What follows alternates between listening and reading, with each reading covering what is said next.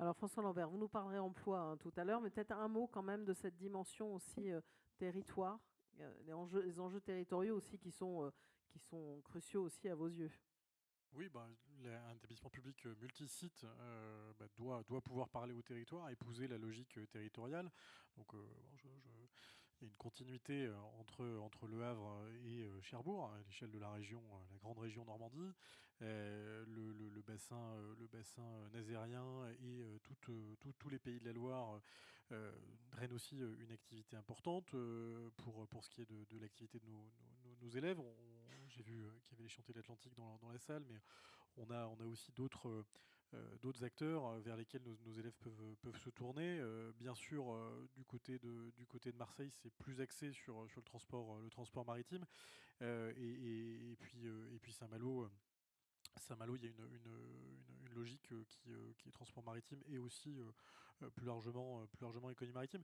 Donc oui, on s'inscrit dans cette dynamique territoriale. Nos élèves, ils viennent pendant 3 ans ou pendant 5 ans pour les formations initiales et ils sont en place pour pouvoir faire des projets sur ces territoires. Et dans cette phase de croissance, avec un modèle au départ qui est celui de la formation d'un officier de la marine marchande, qui a plutôt bien marché parce que pendant une trentaine d'années, dans sa grande sagesse, l'État, en lien avec les collectivités, mais a préservé un soutien budgétaire et fiscal pour développer le pavillon français. Eh bien, on a cette continuité qui permet à nos officiers de la marine marchande de faire des projets. Sur le dessin que vous faites, Monsieur le Président, moi j'ose espérer que le petit miracle du Cotentin, dont on avait parlé ensemble à Cherbourg, doit pouvoir se décliner aussi à l'échelle de l'ensemble des territoires sur les formations qu'on porte en ingénierie et en génie maritime. Je suis assez déçu en fait du manque d'attrait de nos élèves et du manque d'attrait de la filière pour cette formation. Parce qu'en fait, c'est des élèves qui sont plutôt attirés par l'éco-gestion des navires. Mm. C'est intéressant, ça donne des boulots de capitaine d'armement, mais c'est très lié finalement à la marine marchande. Alors qu'il y a un potentiel de développement, et vous en êtes le symbole avec le CERF, hein, tout le travail qui a été fait autour de l'accompagnement de la filière. Je suis un petit peu déçu qu'on ait trop peu d'interaction finalement avec le secteur, et j'appelle évidemment à ce que l'ensemble des entreprises qui sont ici puissent prendre des alternants, puissent venir donner des cours et montrer la vitalité, la force de cette filière, indépendamment des logiques territoriales pour le coup, puisqu'on préserve cette dimension d'école nationale avec cette formation d'ingénieur en génie maritime également. Mm.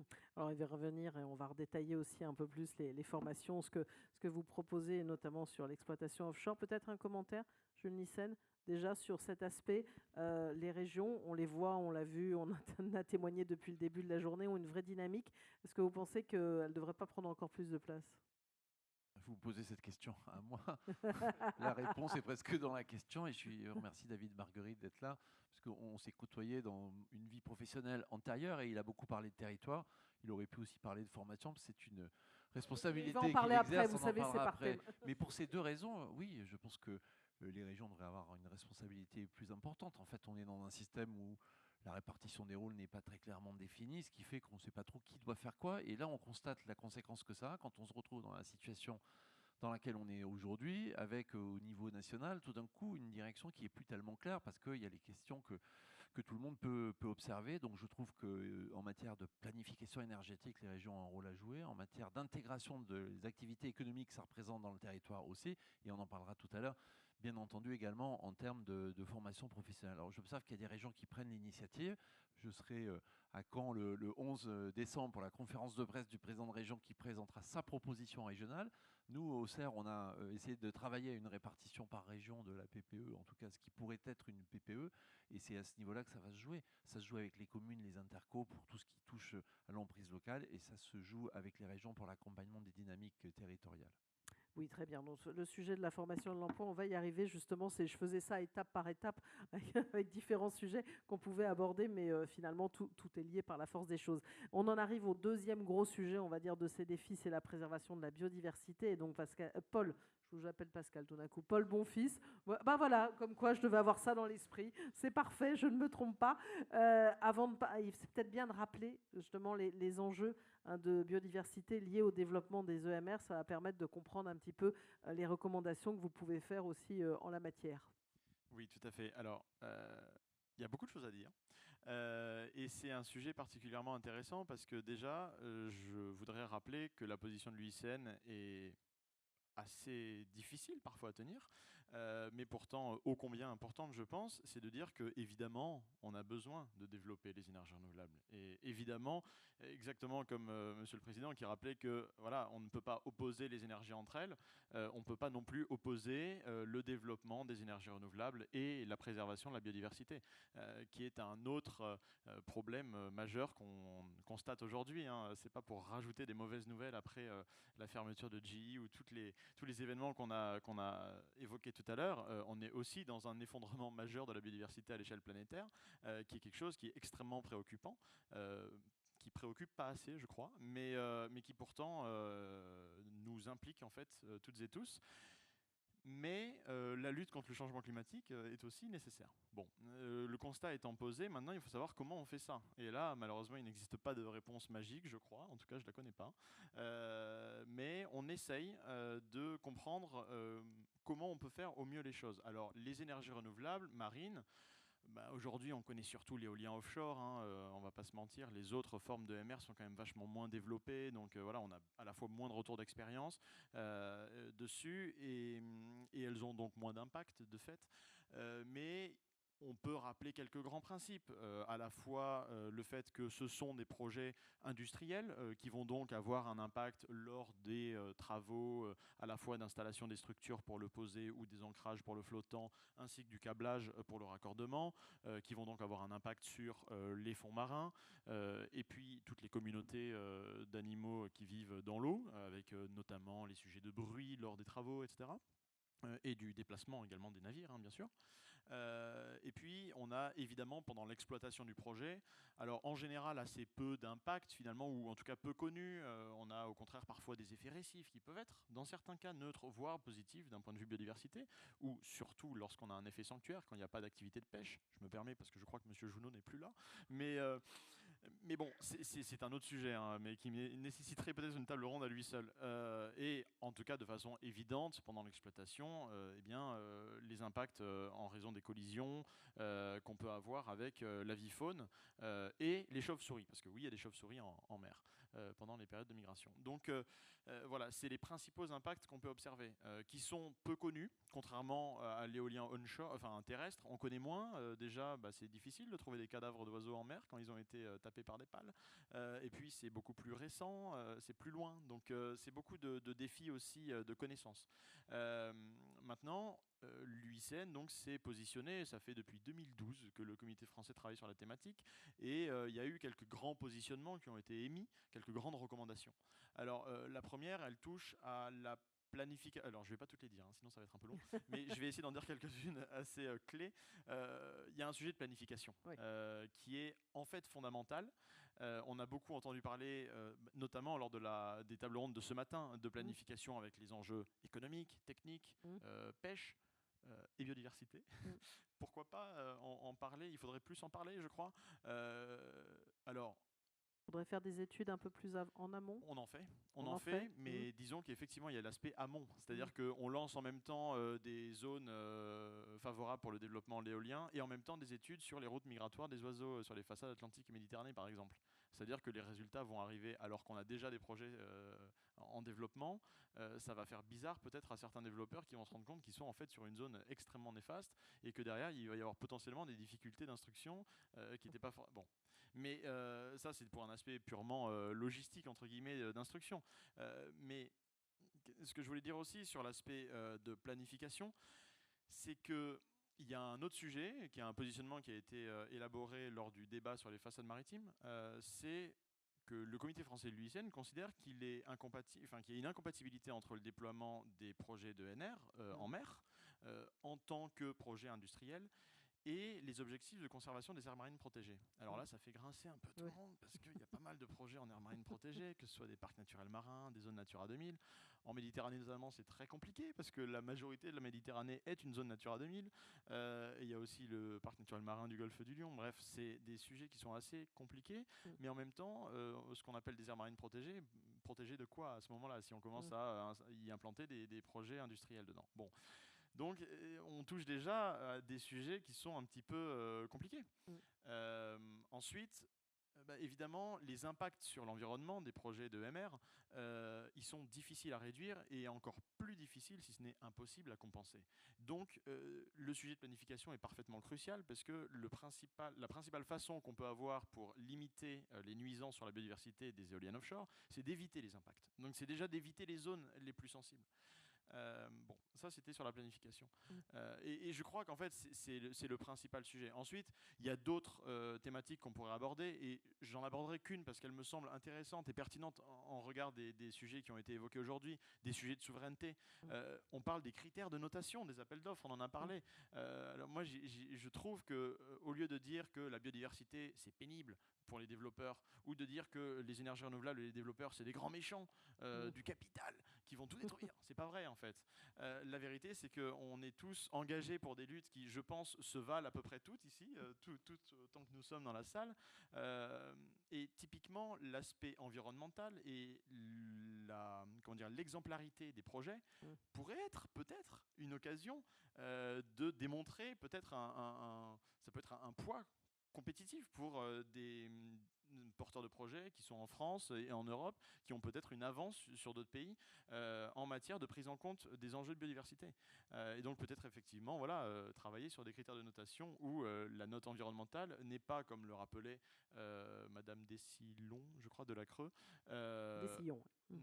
n'est pas tout à fait anecdotique et faire quelque chose qui soit en fait un peu plus important. Voilà, ça c'est quelques éléments qu'on pourrait dire. Après, il y a beaucoup d'autres choses à dire, mais Bon, vous tendez la perche à Jules Nyssen pour qu'il puisse réagir à cette question de critères de notation autour de la biodiversité, les travaux aussi que vous menez sur le sujet. Réagir plus globalement, parce que je ne vais pas refaire le débat qu'on a fait il y a 15 jours. Ça s'appelait ENR et biodiversité. Il y a un an, ça s'appelait même combat. Là, c'est un combat commun.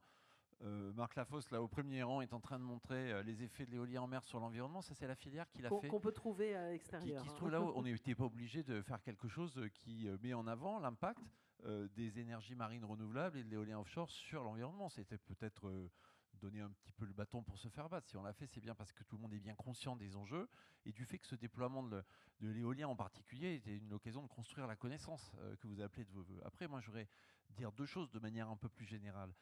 On pourrait continuer à consommer du fossile sans se poser la question de où il est extrait, puisque c'est pas chez nous, les dégâts que ça cause sur la biodiversité ailleurs. Donc la transition énergétique, elle a aussi comme but, c'était son premier, il y a bien d'autres avantages que j'ai rappelés ce matin, de lutter contre le réchauffement climatique, qui est, je crois, une cause importante d'érosion de la biodive. Donc ça donne un chèque en blanc à personne, mais enfin, il ne faut pas oublier quand même que cette industrie, comme vous dites, a pour objectif de contribuer notamment à lutter contre le dérèglement climatique. Et la deuxième chose, c'est que parce que j'ai eu l'occasion de m'exprimer là-dessus au moment de la présentation de la stratégie nationale biodiversité. Si on dit que dans une zone de protection forte, dans une aire marine protégée, on ne veut pas d'activité humaine. Ok, pas d'activité humaine. Mais ce n'est pas ça qu'on dit. On dit dans ces zones, pas d'énergie marine renouvelable, pas d'éolien en mer. Pourquoi on accepte d'autres activités et pas celle-là? C'est ça ce qu'on a toujours dénoncé. Donc, quand on ne peut pas faire autrement, on le fait là parce qu'à un moment donné, il y a d'autres nécessités qui s'imposent aussi. Mais ça ne donne aucun blanc-seing. Mais pourquoi en exclure une seule, dont en plus la finalité est quand même d'essayer de lutter contre un problème global d'atteinte à la biodiversité? Voilà. Alors ça donne, c'est pas du greenwashing, c'est pas un blanc-seing, mais à un moment donné, il faut qu'on arrête de regarder les choses complètement en silo et dans sa ligne de nage. Je ne dis pas que c'est vous qui le faites, mais comme récemment, il y a eu un peu d'expression publique sur le sujet, un peu sensibilisé. L'éolien en mer et les énergies marines renouvelables, c'est les derniers venus chronologiquement dans l'espace maritime. Mais après, ça reste une nécessité, je pense, qui est relativement admise sur le plan énergétique. Et il faut regarder comment l'ensemble des activités, la pêche, le transport, la préservation de la nature, et donc maintenant les éoliens peuvent trouver une façon de cohabiter intelligemment. Et je pense qu'on est tous assez convaincus qu'il faut faire ça. Et la filière sait très bien que c'est aussi un critère d'acceptabilité important. Oui, vous pouvez évidemment réagir, Paul Monfils, à ce qu'a dit Jules Nyssen. Il y a de la concertation aussi, vous produisez des guides aussi, hein, et vous travaillez ensemble indépendamment. Voilà, Oui, il y a, on n'est pas il y a en ce petit concurrence, hein. document, pas en concurrence, exactement. Mais oui, effectivement, et merci beaucoup de rappeler ces travaux que vous menez et ces positions également que vous avez. Et je ne peux que saluer aussi les initiatives que vous menez. L'organisation pour la 2e année consécutive du Forum des ENR et de la biodiversité en est la preuve. Mais c'est vrai qu'alors, un petit point quand même, qu'on entend souvent, que la lutte contre le changement climatique, c'est aussi pour préserver la biodiversité. Oui, mais rappelons quand même que le changement climatique n'est que la 3e cause d'effondrement de la biodiversité, derrière l'artificialisation et la destruction des milieux naturels, dont certains projets peuvent être à l'origine, et également la surexploitation des ressources, par exemple la pêche, euh, pour ce qui est du milieu marin, et ce qui ne vous concerne pas. Mais du coup, effectivement, sur le...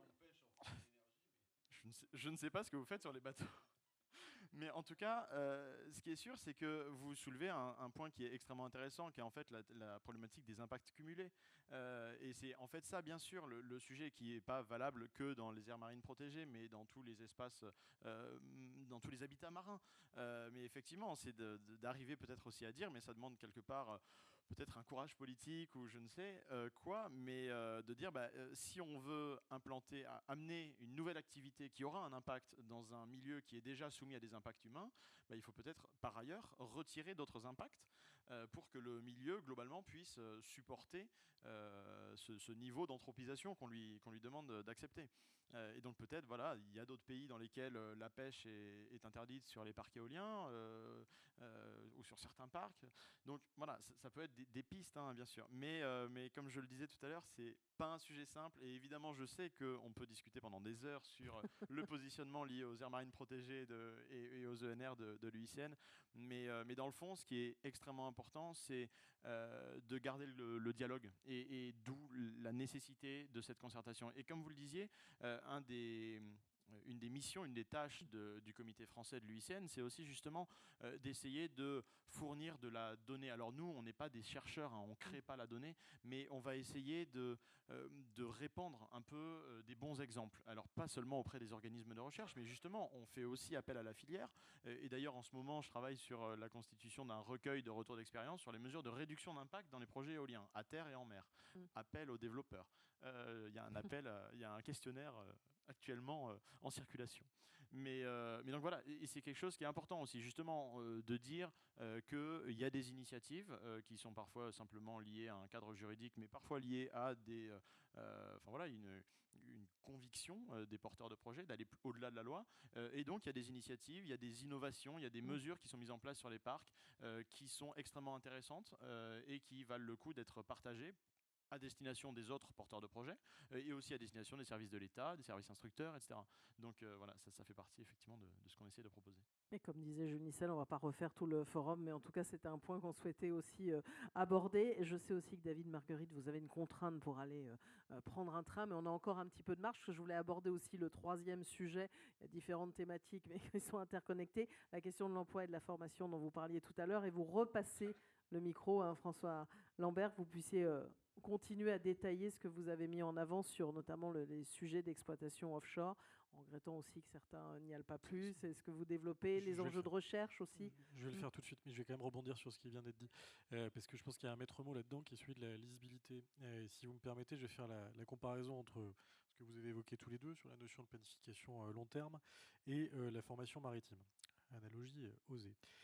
Mais je vais quand même le faire. Le vrai problème, c'est le long terme. C'est-à-dire qu'on dispose aujourd'hui d'études, peut-être pas suffisamment, mais on dispose d'études comme on n'en a jamais disposé. C'est-à-dire qu'il y a toutes les parties prenantes qui se mettent autour de la table, ce qu'on appelle la concertation. Bon, à la fin, il faut bien que quelqu'un décide.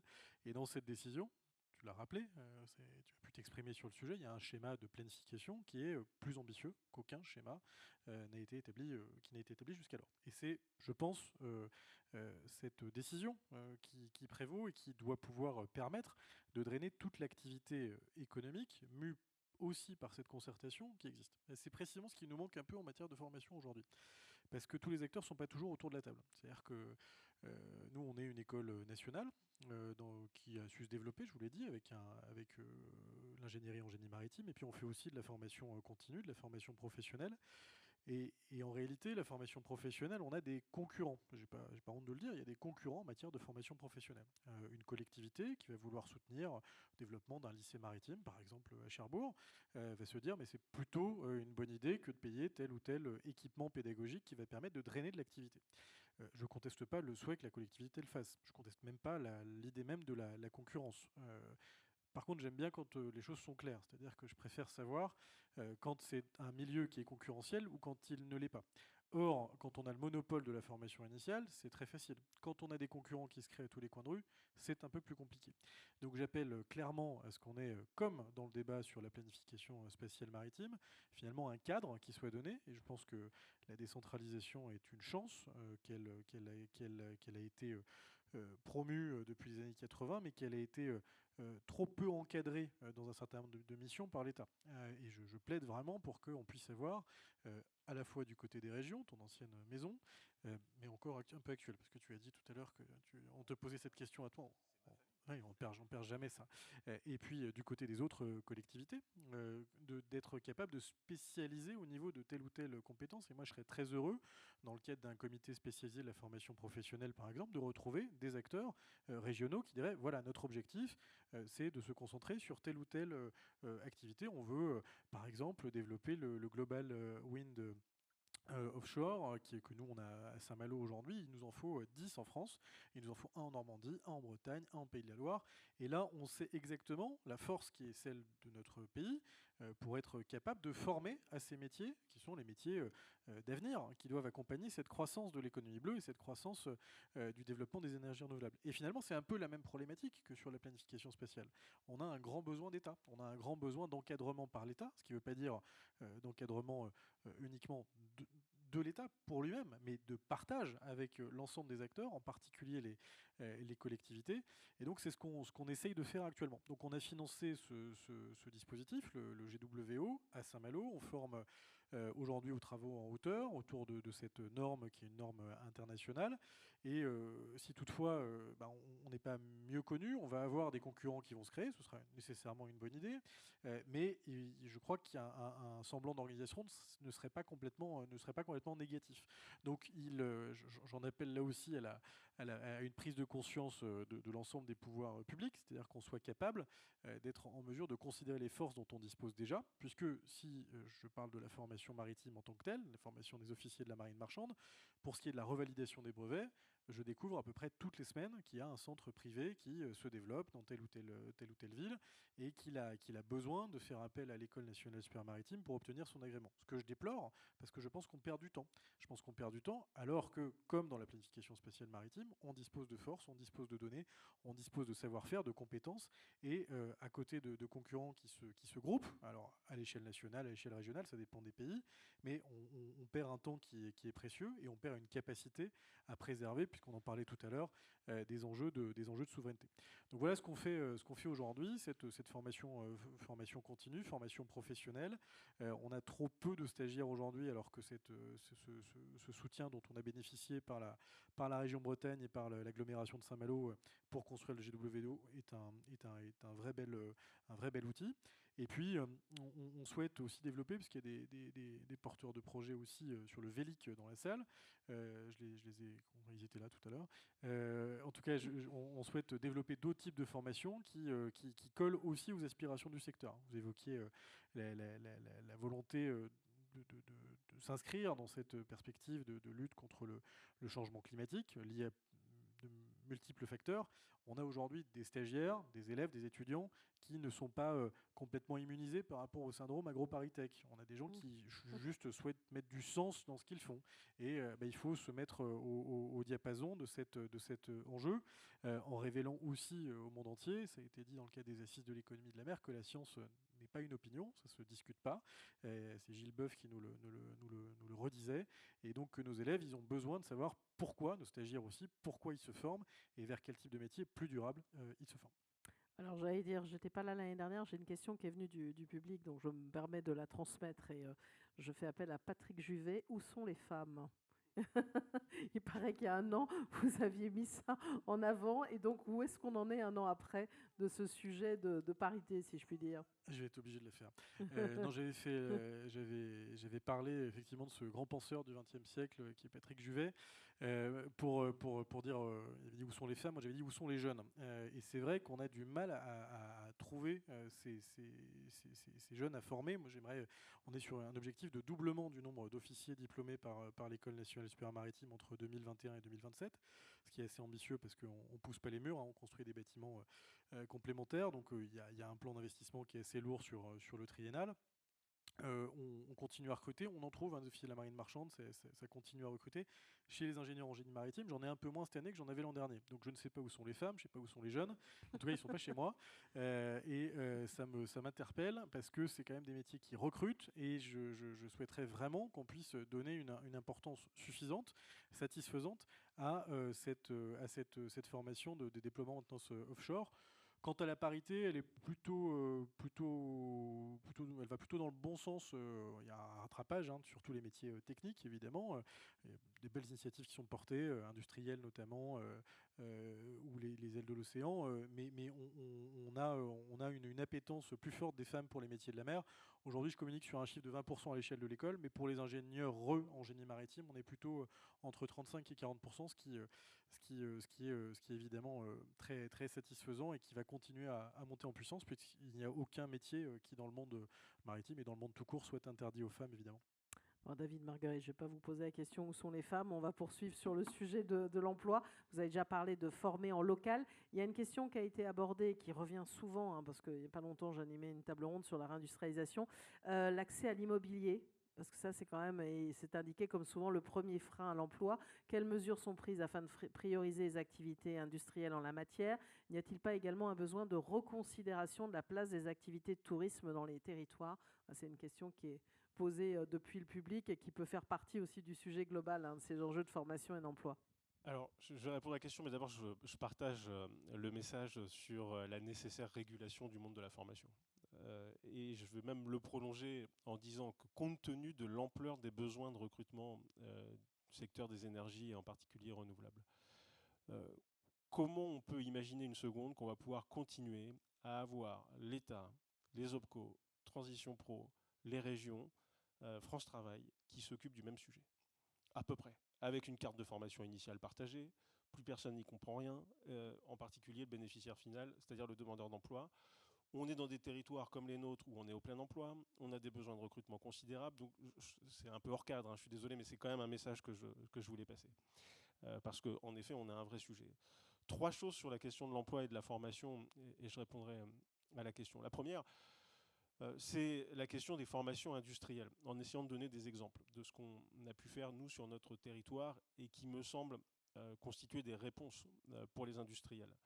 Parce que les industriels, ils ont des projets qui sont voués à l'échec si derrière, nous, collectivités, et ensemble, on n'arrive pas à répondre à des besoins, à des formations adaptées aux besoins. Donc, premier sujet, la formation industrielle. Le deuxième, sur l'enseignement supérieur. Et le troisième, sur l'orientation. Ça rejoint ce qu'on disait sur les formations qui ne remplissent pas. Sur les formations industrielles, on s'est rendu compte il y a quelques années sur le territoire du Cotentin, avec les industriels, qu'on avait un taux de chômage chez les soudeurs, alors que tous les industriels nous disent qu'ils recherchent des soudeurs, et de façon générale des métiers de la métallurgie, ce qui est un paradoxe un peu insoutenable. Pourquoi? Parce que 2 choses. 1, l'offre de formation n'était pas adaptée en termes de contenu pédagogique, et 2, le petit jeu du débauchage entre les grands donneurs d'ordre, les petites entreprises et l'incapacité à s'aligner derrière.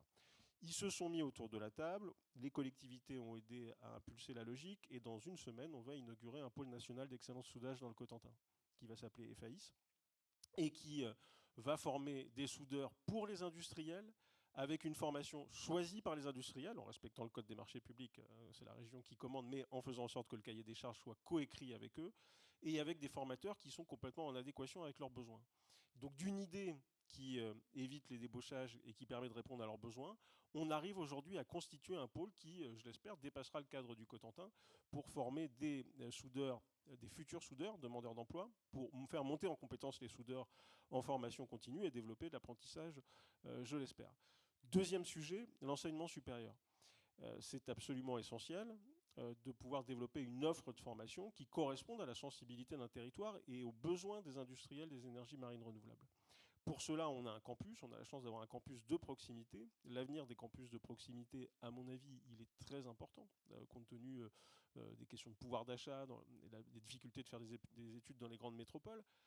On a besoin de se spécialiser. C'est ce qu'on est en train de faire grâce à l'affirmation très forte de notre identité maritime, avec de nouvelles formations dans notre école d'ingénieurs historique, et avec, il n'y a pas beaucoup de campus qui sont aujourd'hui dans cette situation-là, une nouvelle école d'ingénieurs qui va s'implanter dès l'année prochaine, et l'ECAM à Rennes, qui va s'implanter notamment sur des formations énergie marine renouvelable avec des ingénieurs généralistes et qui vont répondre aux besoins de la filière. Ça, on l'a construit avec les industriels. C'est-à-dire qu'il n'y a pas possibilité, notamment parce que les terrains de stage pourraient être compliqués si les industriels nous disent qu'ils n'ont pas de besoin. On l'a construit avec eux. On a un campus qui était à 2000, qui est en train de passer à 3000 et qui sera, on l'espère, à 5000 dans quelques années, ce qui est un tour de force compte tenu de la courbe démographique, et en particulier chez nous. Et donc une réponse aux besoins de recrutement des industriels là aussi. Enfin, l'enjeu au-delà de la formation, pour répondre aux besoins d'emploi, il est d'abord un sujet d'orientation, qui est un sujet majeur. On peut ouvrir toutes les formations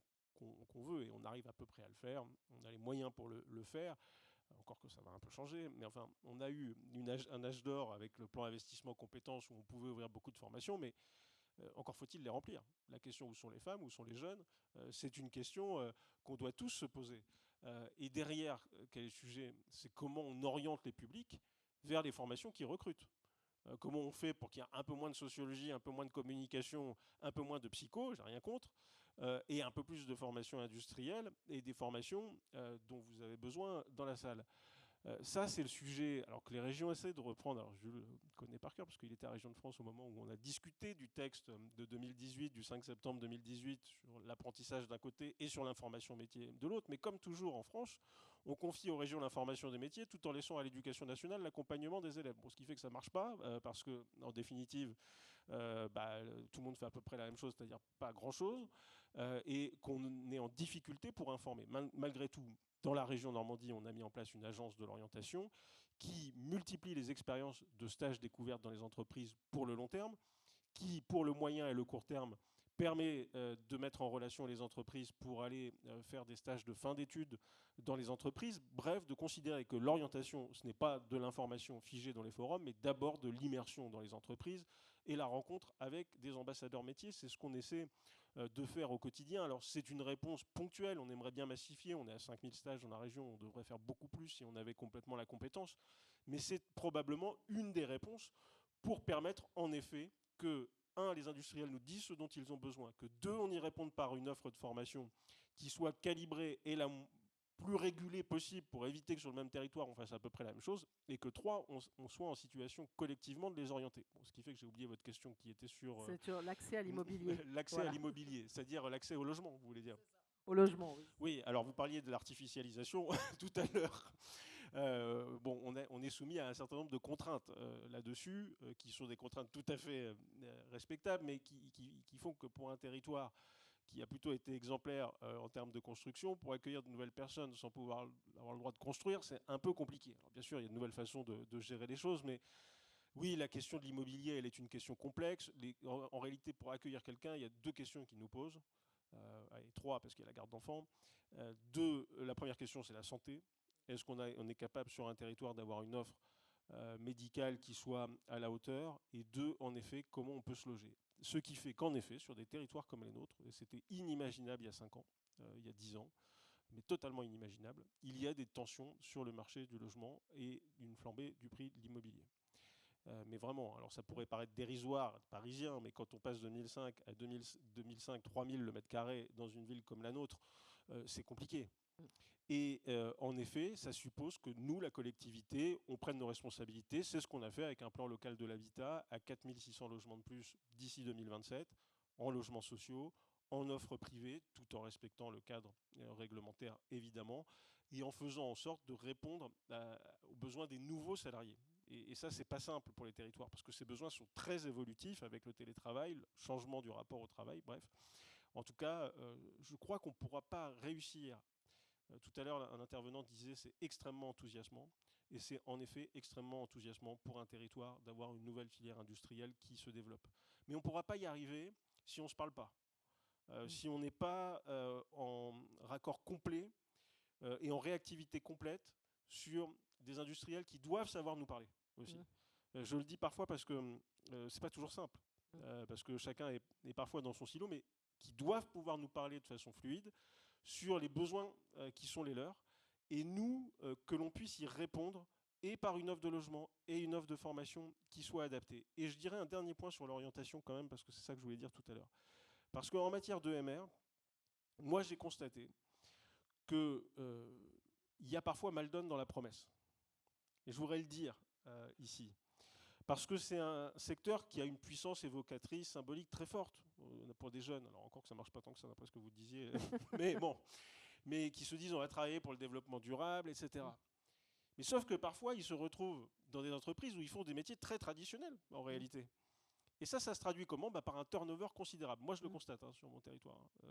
Le turnover chez LM Wind, il est très fort.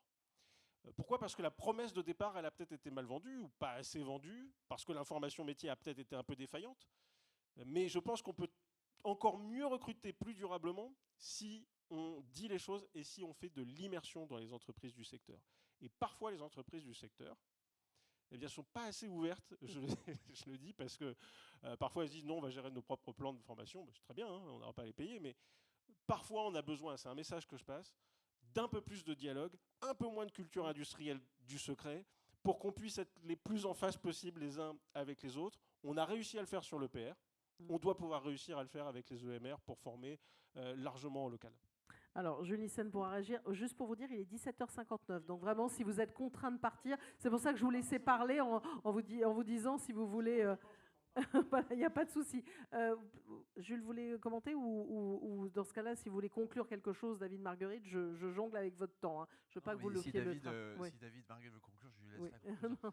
Mais simplement, depuis ce matin, on évoque en fait les projets industriels. En fait, cette question de la formation elle est complètement liée au fait que pendant une génération entière, on n'a sans doute pas vendu l'industrie comme un secteur professionnel avec des débouchés. Et dans le sujet des EMR, qui est en plus quelque chose d'assez nouveau, ça a fait que rajouter une couche. Donc je ne peux qu'adhérer au fait que les régions, j'ai évoqué tout à l'heure leur rôle en termes d'insertion économique dans le territoire de ces grands projets industriels, jouent un rôle pour créer cette interface. Il n'y a pas que pour les EMR qu'il faut le faire. Mais évidemment, dans ce domaine qui est émergent, c'est peut-être plus facile à faire que dans d'autres secteurs qui sont plus installés. J'en dis pas plus à ce stade. Oui, vous pouvez y aller, vous pouvez commenter, puis on fera le dernier tour de table pour conclure la table ronde. Donc, voilà. C'est d'autant plus intéressant et important dans le cadre du débat qui était porté sur la planification spatiale. Vous évoquiez José Jounot. Parler avec un pêcheur, parler avec un comité départemental ou régional des pêches, il y a une seule manière de le faire, c'est dans le temps. C'est-à-dire que ce n'est pas possible de le faire ponctuellement. Si on a des personnes qui sont là pendant 6 mois et qui n'ont qu'un rêve, c'est d'aller au siège de la grande entreprise et puis d'avoir un programme de carrière qui les fasse évoluer, ça ne marche pas. Ça ne marche pas. Et effectivement, il faut... nous, on essaie de renforcer la praticité dans les différents parcours. Et je pense que vous avez parfaitement raison de le dire. C'est une aspiration aussi qu'on a chez les jeunes. Autant sur la partie conviction sur la transition énergétique, c'est très clair. Autant sur la volonté de faire et d'avoir une plus grande place sur le faire dans les formations, c'est tout aussi évident. Donc nous, on le fait avec les armateurs en multipliant les stages. Je crois qu'il faut aussi le faire dans toutes les formations qui préparent aux énergies marines pour faire plus de place aux étudiants et qui sachent exactement ce qu'ils vont faire et leur permettre d'être mis en situation pour qu'ils ne soient pas déçus quand ils arrivent dans le secteur. Je suis parfaitement en ligne. Alors David Marguerite, si vous voulez vraiment ajouter quelque chose, parce qu'en plus on a perdu les deux écrans, on n'a plus de compteur. Oui, c'est pour ça que j'ai parlé longtemps, parce que tout à l'heure je regardais le compteur. C'est ça. Non, juste, je ne vais pas reprendre ce que j'ai dit, mais vous parliez dans la question tout à l'heure, et je me rends compte que j'ai oublié de complètement y répondre, du tourisme. Alors je ne sais pas pourquoi il venait là, mais j'avais le sentiment peut-être que dans la question, l'interlocuteur suggérait qu'il fallait faire attention au développement massif du tourisme, qui pourrait peut-être sur le logement, etc. Peut-être des Airbnb ou autre chose pour se souligner, alors, je pense. Moi, je vais vous répondre. Alors, je ne vais pas avoir des propos là-dessus qui sont tout à fait consensuels, en tout cas qui sont liés à mon territoire. On développe fortement le tourisme. On est très loin du surtourisme. J'assume de dire que c'est extrêmement important pour notre territoire. On fait 3,5 millions de tourisme l'année dernière et c'est un record. Et on doit pouvoir se développer précisément, et c'est ça que j'ai oublié de dire tout à l'heure, parce que pour faire venir des gens sur un territoire, il faut générer du coup de cœur. Et une étude récente qu'on a commandée à l'agglomération démontrait qu'il y avait 2 ou 3 raisons qui faisaient qu'on allait s'installer sur un territoire. Et la première raison, c'était un territoire où on est venu en vacances et où on s'est senti bien. Pour venir s'installer, il faut se dire, tiens, j'y ai passé des vacances, j'ai envie d'y rester. Ce n'est pas la seule, hein, il y en a d'autres. Hein. Mais profondément, je crois que notre stratégie, elle doit reposer aussi autour de cela, c'est-à-dire à la fois un territoire d'insertion économique extrêmement rapide grâce à l'industrie EMR et nucléaire, mais aussi un territoire d'épanouissement personnel et de qualité de vie grâce aux grands espaces que l'on vend avec l'image touristique très naturelle qui est la nôtre. Donc je pense, pour répondre à la question, c'est que non seulement ça ne s'oppose pas, ça se complète et ça se renforce. Voilà, ce sera mon dernier mot cette fois. Merci. Et si vous devez filer, allez-y. Je vous en prie. Et merci pour votre intervention. Paul Bonfils, vous voulez ajouter quelque chose en conclusion pour terminer le tour de table? Allez-y. Je vous en prie, bien sûr. Voilà. Voilà. Oui, des échanges encore une fois intéressants. Moi, je conclurai simplement en disant que, on le rappelait tout à l'heure, on n'a jamais été à un tel stade de connaissance finalement sur le milieu marin qui longtemps a été méconnu, mais en particulier grâce au déploiement de l'éolien offshore. Aujourd'hui, on a de plus en plus de données. Et donc ça nous oblige à une certaine forme de rigueur, autant que faire se peut, dans la prise en compte des différents impacts sur la biodiversité du déploiement des EMR. Et puis, je dirais simplement que on est tous conscients de la nécessité de simplifier certaines procédures. Évidemment, je veux dire, mettre 12 ans à sortir un projet, ça fait de sens pour personne. Mais je crois juste qu'il ne faut pas confondre l'accélération du déploiement des énergies renouvelables et la précipitation à faire des projets qui pourraient être un petit peu trop néfastes. Donc simplement, voilà, je dirais que je vais continuer à essayer de mon côté humblement à promouvoir le dialogue entre les différents mondes, entre la filière et le monde de la biodiversité et de la science. Et je vois aussi que les initiatives en cette faveur sont pas seulement du côté de la biodiversité, mais aussi du côté de la filière. Il faut faire plus. Il faut faire plus. Et je vous pousserai à faire plus. Et je reviendrai tant de fois qu'il le faut dans ces tables rondes pour le dire.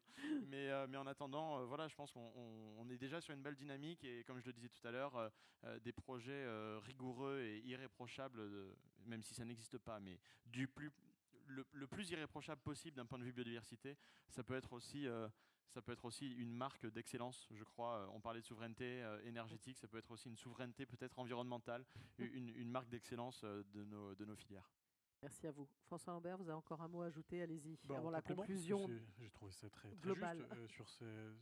Je suis assez d'accord avec l'idée. J'étais il y a quelques années directeur de cabinet de la ministre de la Mer, et on avait appelé ce ministère entre nous, hein, donc vu qu'on est très entre nous ce soir, je peux le dire, c'est le ministère des usages et des usagers. C'est-à-dire que considérer la mer comme un territoire, comme vous l'avez fait l'un et l'autre, et comme ça a été fait au cours des dernières assises, c'est finalement assez stimulant, enthousiasmant, comme c'était dit, puisque c'est un territoire à conquérir. Sauf que cette conquête, elle est mue aussi par une connaissance qu'on peut avoir de l'aménagement du territoire, des erreurs qui ont été faites, d'une exploitation, d'une surexploitation. On parle des ressources, on parle de l'artificialisation. Et donc, fort de cette compétence-là, le ministère des usages et des usagers ne peut pas être exactement le même que celui de l'aménagement du territoire dans les années 50 ou 60. Et donc n'oubliez pas, en considérant à la fois les parties prenantes et la filière, le monde académique. Et je suis évidemment très, très heureux de t'inviter, Jules, d'inviter le CERF à venir faire des assises sur un des sites de l'ENSM, parce que nos élèves, parfois il faut les forcer un petit peu, mais ils seraient très curieux de mieux connaître ces différents acteurs, de mieux connaître les différentes parties prenantes. On fait des choses avec Green Marine Europe, on fait des choses avec des associations qui leur permettent de s'inscrire un peu mieux dans ce monde qui change, pour trouver du sens dans leurs différentes missions. Et charge à nous derrière d'avoir des formations qui se mettent au niveau de ce sens et de ces aspirations qui peuvent de prime abord paraître assez contradictoires, mais qui en réalité, vous l'avez bien montré, sont tout à fait conciliables. Merci à tous les deux.